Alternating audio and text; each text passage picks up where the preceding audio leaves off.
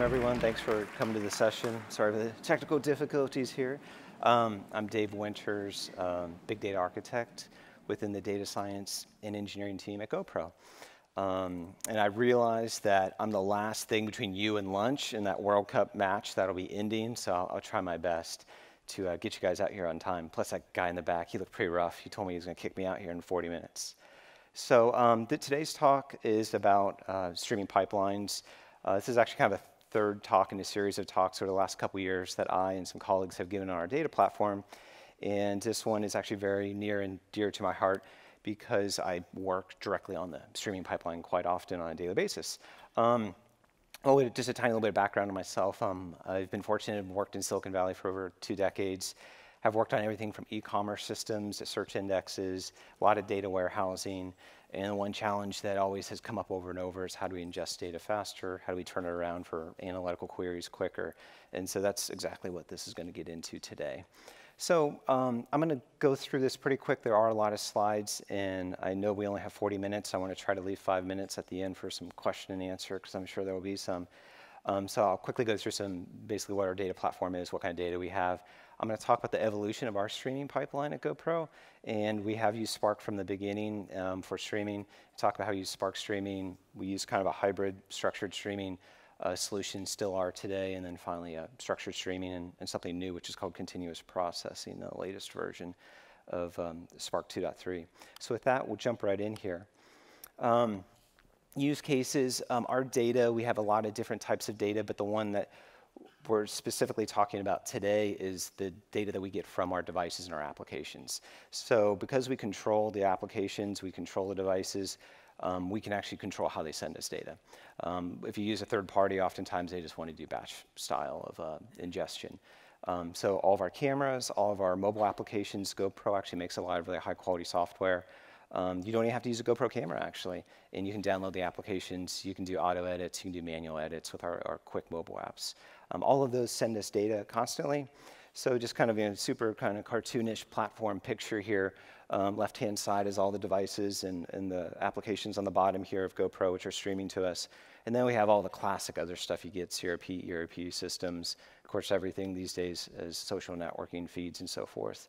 And then ultimately, we create a platform which allows our data scientists to query it. SQL is their lingua franca that they want to use to access the data, build Plotly, Vizzes, Tableau, user segmentation, those sorts of things.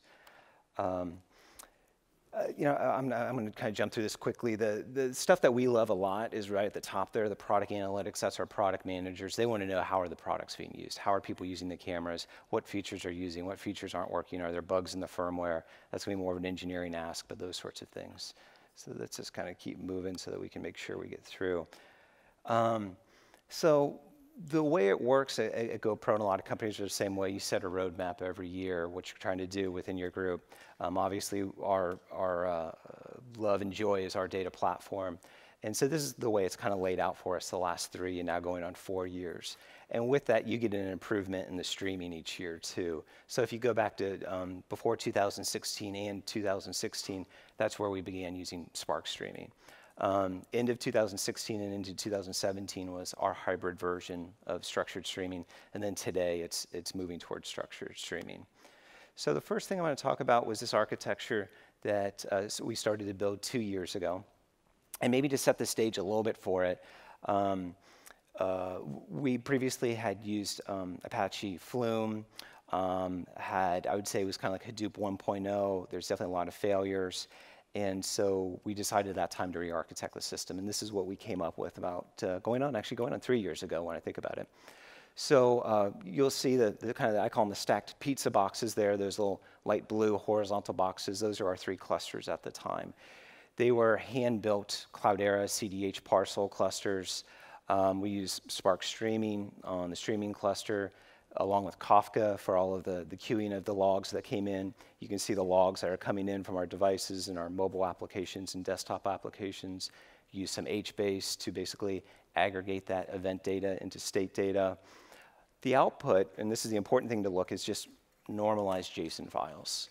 Bottom here, batch induction framework. Nothing super special here, just a good old-fashioned Java framework that we built homegrown, actually still have it today. Same thing, normalized JSON files is what comes out.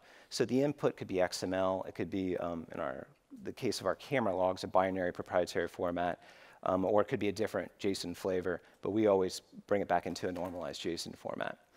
And then, because again, this was going on 3 years ago, good old-fashioned ETL cluster, which ran Hive on top of the MapReduce execution engine. So what happened was things were very fast up here. We're not talking real time here down to hundreds of milliseconds or tens of milliseconds, but we're talking minutes here. So definitely within 1 to 5 minutes, almost all of those data sources are being transformed into a nice flattened, normalized JSON format. You get to the ETL cluster and things slow down. And generally speaking, the fastest you could get through there, we had a couple jobs that get through in an hour or so, but generally speaking, it'd be 8 to 12, sometimes a 24 to 36 hour delay. So things are slowing down greatly. You get to the secure data mart. At that time, we were using Cloudera. Now it's Apache Impala for the in-memory SQL execution engine. Query performance was good, but it was just slow getting the data all the way through there. So just kind of taking a little bit of a deeper dive here, and I will go through it quickly so I can get to the meat of the presentation on the comparison of the streaming frameworks. This is the basic architecture of our streaming cluster. ELB, everything is in Amazon EC2 at GoPro and has been from the beginning. Pool of Tomcat servers. You have logs coming in here. We have essentially a custom RESTful service running on the Tomcat servers. Does some basic authentication. Starts shoving logs into Kafka, and then a series of Spark streaming jobs start to pull logs off, do some processing, and then actually push them back onto Kafka. Ultimately, we're updating the state data for each event into HBase, and then we're writing all the event data in a flattened JSON structure into HDFS. Sits there for a while, anywhere from 30 minutes to 12 hours, depending on the data source, and then we do a distributed copy over to the ETL cluster. This is just a little bit of a deeper dive yet into that circular relationship between the Spark streaming jobs and the Kafka. What we have, and we actually still have this to this day, is basically a hierarchy of Spark streaming jobs. You have very generic jobs at the top of the tree here. We've always taken privacy of the utmost importance at GoPro. And so the first thing we do is we handle what today you would call the GDPR process. So the removal of any PII data based on opt-in and opt-out and those sorts of things. After that, you start to get into routing of the logs into different topics, depending on usually the data source.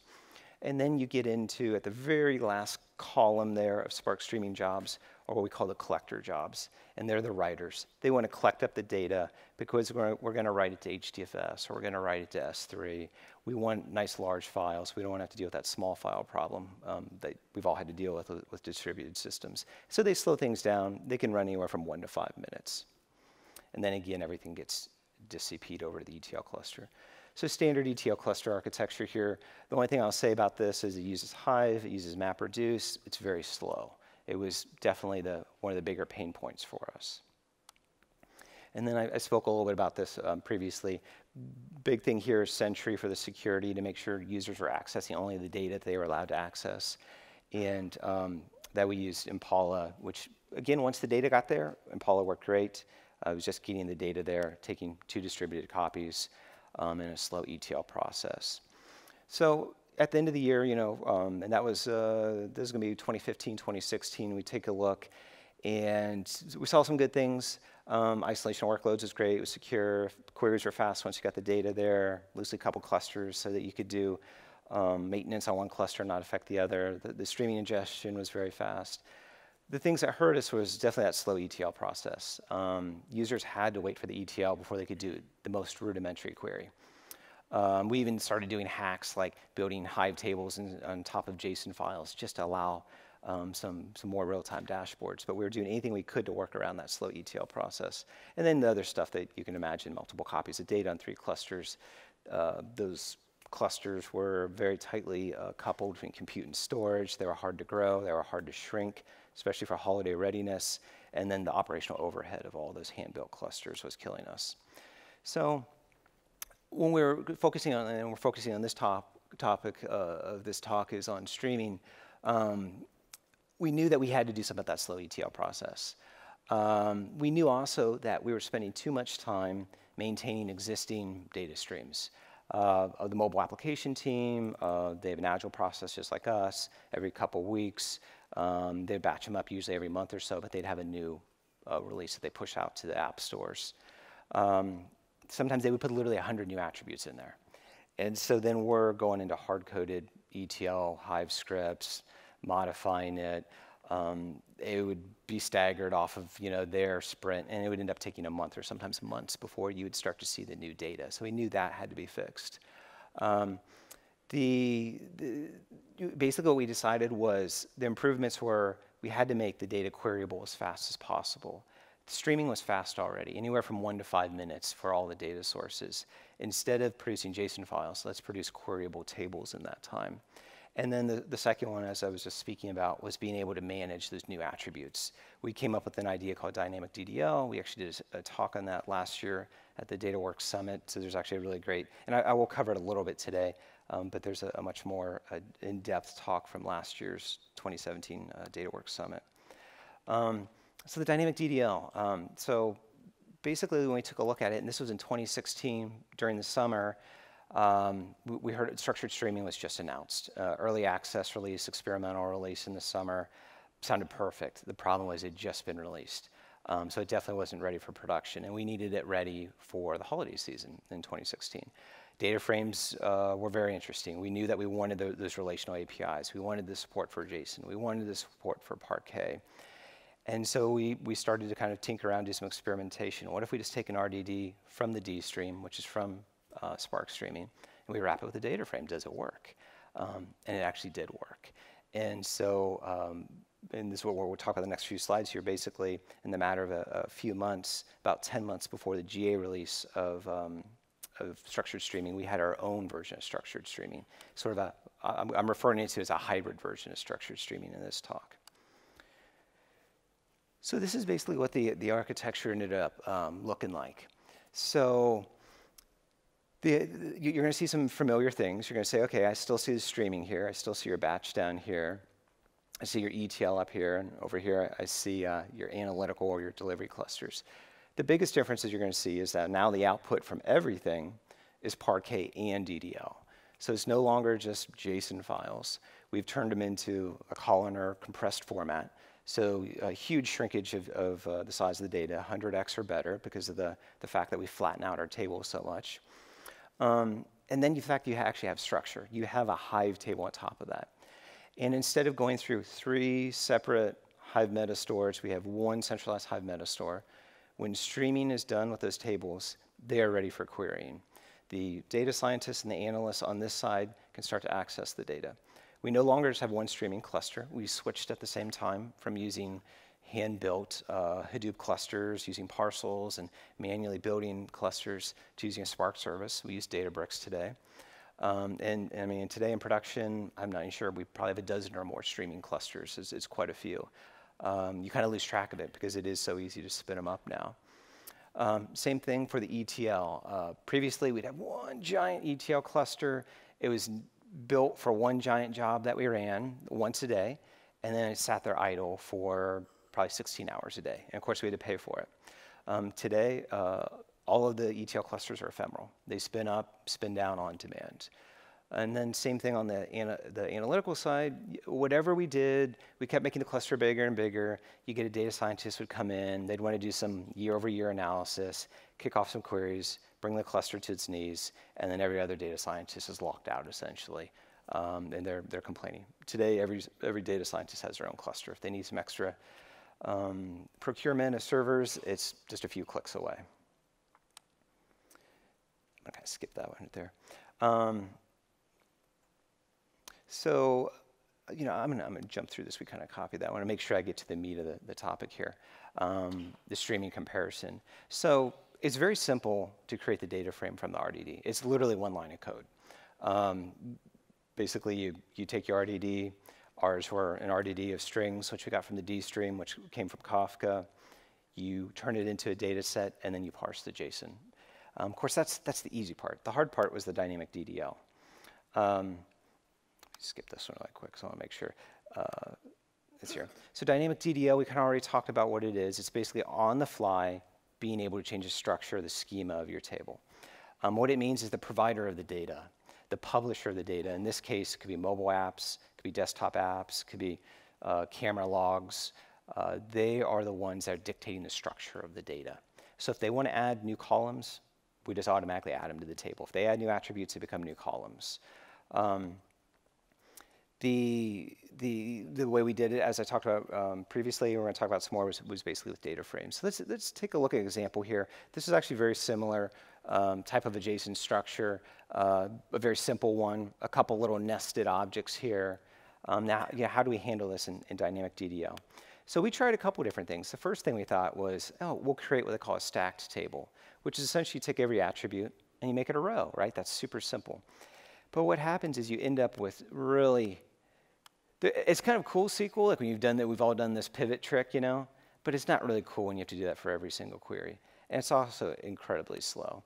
So we knew right away that we needed our dynamic DDL to have a truly flattened table. So we needed to go from this JSON we see at the top here to this structure right here, nice and flattened. And we also wanted to be able to control a little bit of the naming. We wanted to be able to chop off the bits of the JSON that we didn't need. So the way that we did that is we're going to actually show you the secret sauce right here. So, and these slides should be available from the DataWorks 2018 website. If they're not, you can, all my contact information is in the directory. Please hit me up. I'd be happy to provide you with them. Because I'm going to kind of go through it quickly, but basically kind of a three-step process here. Did a little bit of preparation of the data frame, in this case, removing that the outermost struct. The little trick that we did here was essentially in Spark, if you alias columns, you can address a nested column in a Spark table with a dot notation. If you replace the dots with underscores, you can effectively flatten the table. And so that's what we did. Just a little flat map over here, generating the schema names, and we were able to flatten out the table. Once we have the flattened table, it's big data. We obviously have to partition the data. So we're going to add our partition columns here, which is probably going to be day, hour, possibly minute, depending on how fast this data is coming in. And then once you have that data frame, it's pretty easy to generate a create table DDL script from that. A little map function there. We did everything in Scala. We started that, I guess that we did about a year of Java, and then the last 2.5 going on 3 years has been all Scala, which if there's anybody in the audience who's like maybe a Java developer and they're doing Spark and you haven't done Scala yet, you really should. It's so much more productive. The next thing that we do is basically when I identify the new columns, again, fairly simple to do a little filter there, determine what are the new fields. Any new fields, we do an alter table, add the columns. For our streaming tables, we just use the string data type for all the columns, just to make it very simple and easy. Allow the data scientists to just do their own casting. Later on in the ETL process, we'll add more typing to the columns. But for the streaming tables, they're just all strings. And then finally, just a little Hive trick you have to do here is you have to essentially reorder all of the columns so that matches what you have in the Hive metastore, and then you do effectively an insert or an append statement into the Hive table.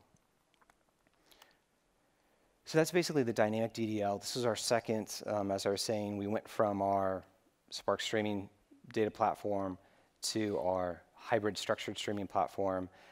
Definitely a lot of changes here. I'll kind of quickly go through it, but the centralized Hive metastore was a big win for us. The data scientists are seeing the same data that the streaming cluster is seeing. Putting everything in S3 was the key to get us out of the cycle of replacing EBS drives constantly for DevOps. Horizontal scalability by using a Spark service, in our case, Databricks. Challenges, definitely don't underestimate if you have not moved. If your data is still in HDFS and you're working on putting it into S3, I wouldn't say don't underestimate that. Obviously, everybody's doing it. It does take a little bit of work just learning the latencies involved. S3 definitely has much larger latencies involved, but it does have very wide channels, so take advantage of those parallel writes, multi-part uploads. The other thing that this one we totally missed on was moving from Yarn to Spark standalone. We thought, hey, write once, run many places, right? Spark code. Very different deployment model, very different way of stacking your streaming jobs within containers and JVMs. Definitely something that you don't want to take lightly. This is like my manager's slide. He loves this one. The 60% AWS cost saving was by far the best. And then our analysts loved the very last bullet there. Instead of purely having just SQL access as they had previously, they had Python access in addition, which they really love. And of course, as a data engineer, we love the Scala access with the notebooks. So the next question is, okay, well, I hear, Dave, you went from Spark Streaming and got that, and you kind of built your own hybrid structured streaming on top of Spark Streaming. So what about just moving to structured streaming? And so that's what we're going to talk about here. Hopefully I can wrap this up in about 10 minutes and save some time for some questions here. The code changes are trivial. We're already processing data frames, so definitely not a big deal to switch to structured streaming from a code perspective.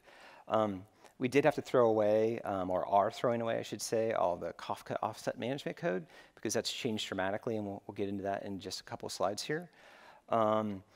We are still figuring out the last 2 bullet points, which is all of our monitoring has broken now.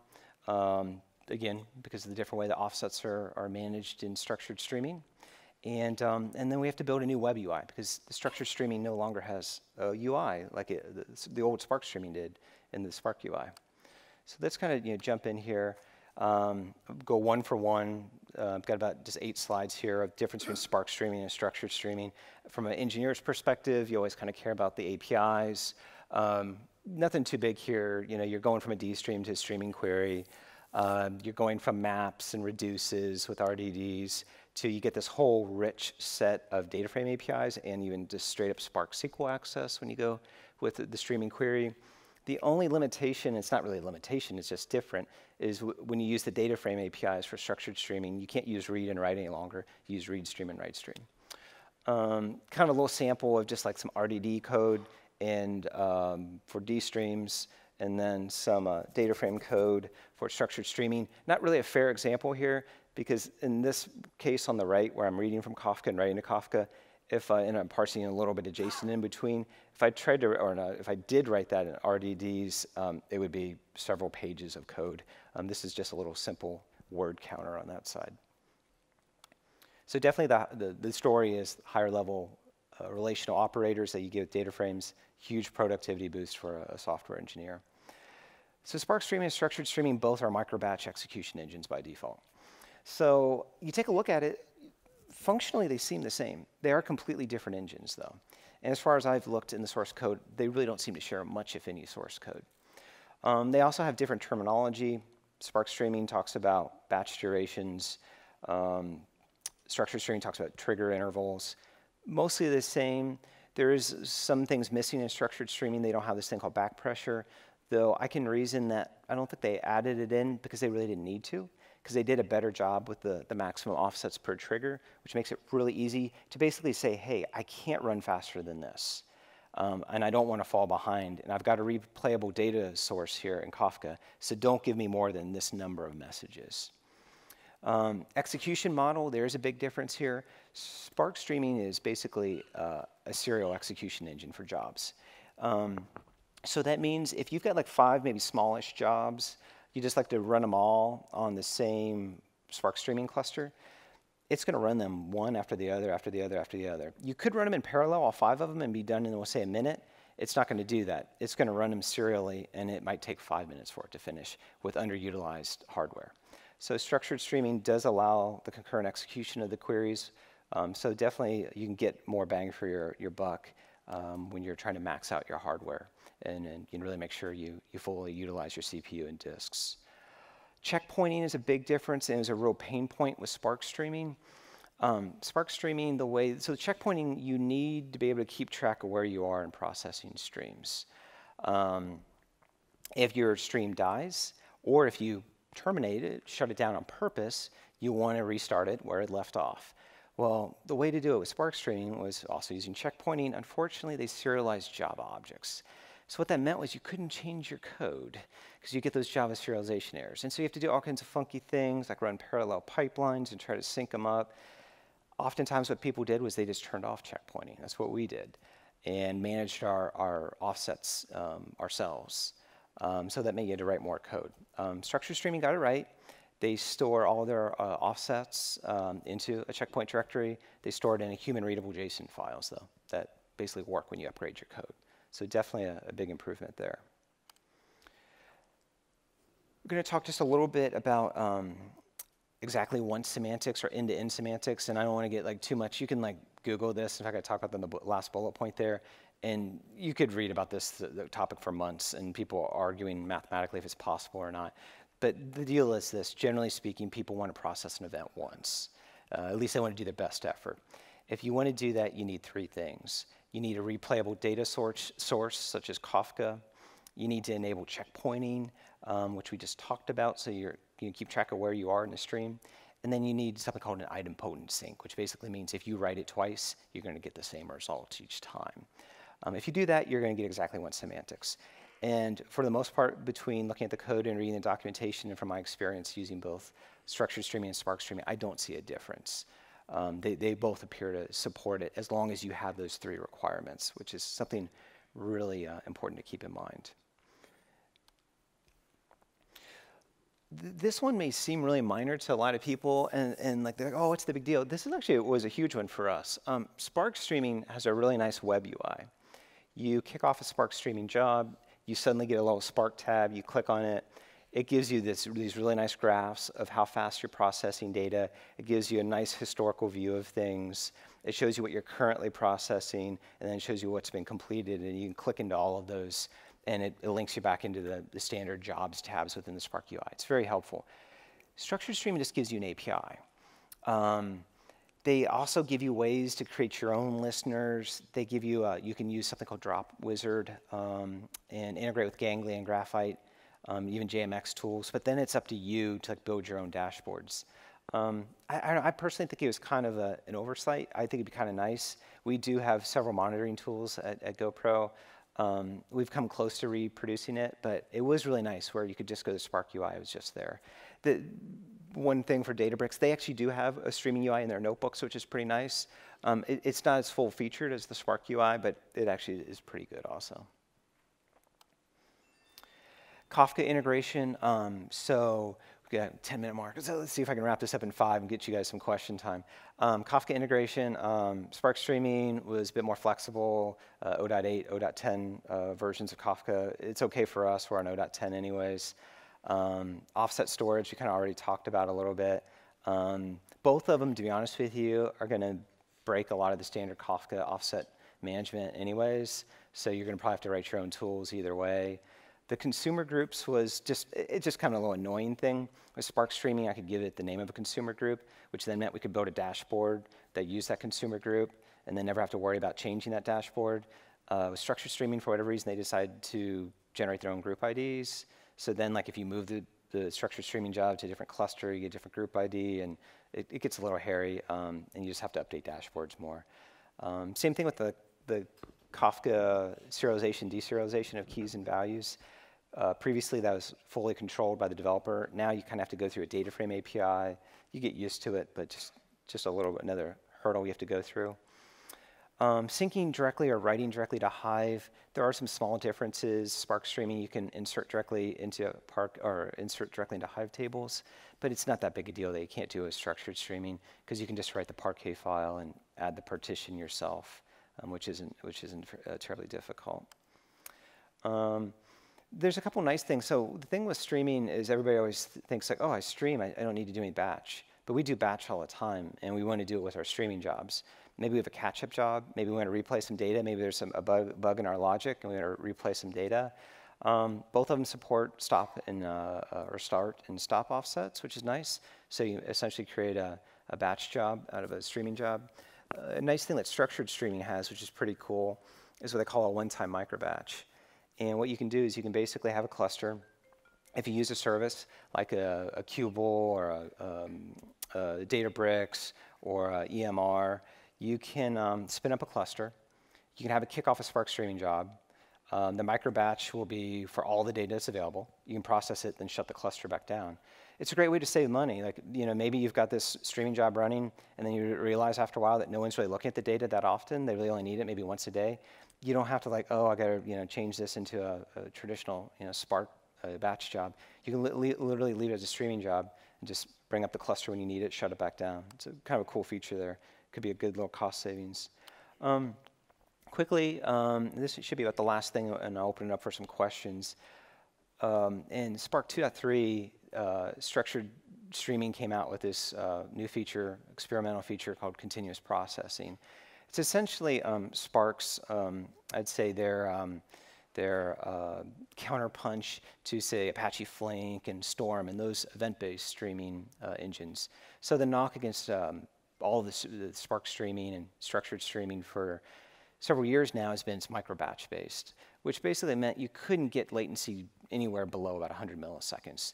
Because starting, initializing a task, which is the way Spark works, having it pull the data, execute, the job, or excuse me, the task, then shut back down would cost you 100 milliseconds right there.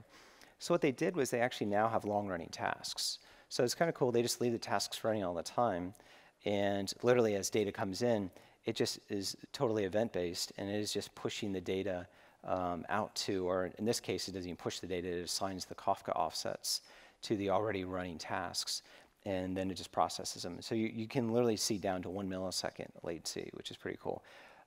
Definitely be good for more of a real-time scenario when you're dealing with like maybe a fraud detection, something like that. But there's a I think they call it an SPIP out there, Spark 209.2.8. You can read more about it. It's experimental right now, but definitely looks pretty promising. It doesn't take much for code changes. It's literally like a config change. So last slide. So I talked about 4 different streaming options if you're living in the Spark world. You got the old Spark streaming. We use it for our camera logs. It works fantastic for that because they're massively expanding logs that grow like over 1,000 times. The hybrid structured streaming approach we still have running in production today. It basically mimics that structured streaming that came out a year and a half ago. It basically gives you a nice Spark UI too. Structured streaming definitely has a much better concurrent execution of queries, so you're going to be able to better utilize your hardware. And then finally, you have the continuous processing, which if you need to do like fraud detection, maybe some sort of real-time image recognition, for like security monitoring, something like that, definitely I would check out the continuous processing. So with that, in fact, we're exactly 5 minutes. There's more resources if you guys want to do some more reading. If there's any questions, I'd be happy to take them at this time. And I don't know the score of the World Cup match. I'm not sure. It was 0-0, but that was a while ago. So if anybody knows, that'd be great.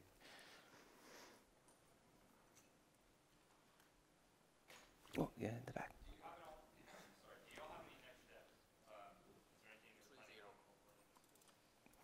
That's a great question. So I'll repeat the question. He was saying, are there any next steps?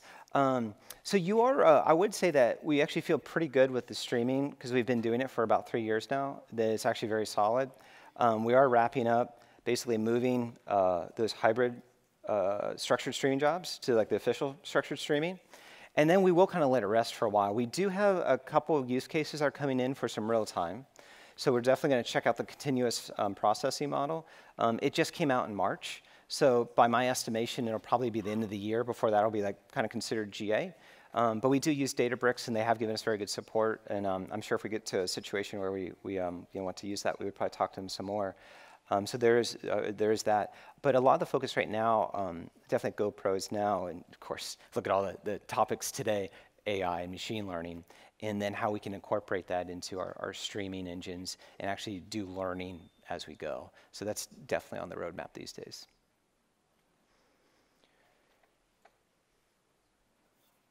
Any other questions?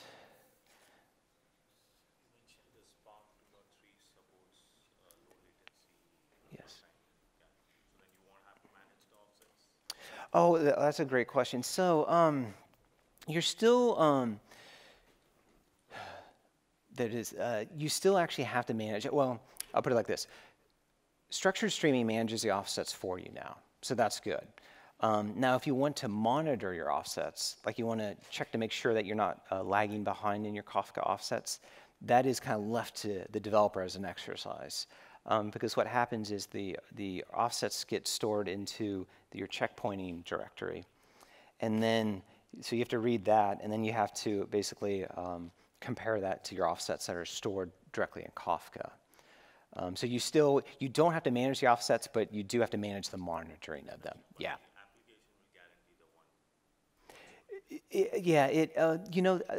That's a really good question there, and I actually have that in the slide deck here, and I haven't looked at the code for continuous processing much. They specifically say in the documentation, I think this is very interesting, they actually say enables low 1 millisecond end-to-end latencies with at least once fault tolerance guarantees. So I find it curious that everywhere else they always say exactly once, but there they do say at least once. And technically, if you're using a replayable data source, you're doing checkpointing, and you're using a idempotent write, I would think you'd be good. But I wonder if what they're saying is because it's running so fast that before they could flush it to the checkpoint directory, you could possibly process an event more than once, and that's why they say at least once. But their official documentation, it does say that. But this is where you can get into the semantics, and people get into like these heated arguments. I would say that if you really, really need exactly once, then you really want to spend a lot of time on your sync, essentially. And you want to make sure that you are doing this idempotent writes. So if you do the write more than once, you end up in the same state.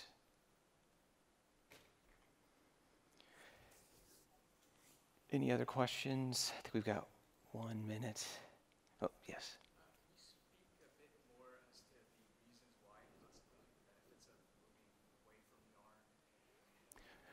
That's a really great question. To be honest with you, in many regards, I miss Yarn. I do. Yarn, you know how it is. Like everything is changing all the time, and now, like Yarn was like the biggest thing. What was that? 2015, right? 14, 15. And now everybody talks about like Kubernetes and all these different containers. Now they're running Spark on that. We personally didn't make the decision to go away from Yarn, and I would even, probably admitting some fault on myself as the big data architect at GoPro, even kind of missed that one. And my boss did, where we were like, oh, it's Spark standalone. Okay, that should be fine. And we didn't realize there was such a huge difference. Yarn does provide a lot of benefits, such as being able to run multiple containers on the same instance. It makes it very easy. Spark standalone wasn't really built for that. There are some solutions with Kubernetes, and that's what people are doing today. But yeah, that was sort of probably more of an unintentional decision. And there are other Spark services out there, Kubles, EMR, and those sorts of things where you can run on Yarn. But yeah, no, I actually have liked Yarn, and we had a good experience with it. It was just one of those things where making a decision organizationally for both data engineering and data science, we realized that the solution for us was a specific Spark provider, and that was just one of the things that went along with it. And we greatly underestimated the effort. We did. Any other questions? That's good, because that guy's back, and he looks mean. So, all right, thanks, everyone. Have a great day.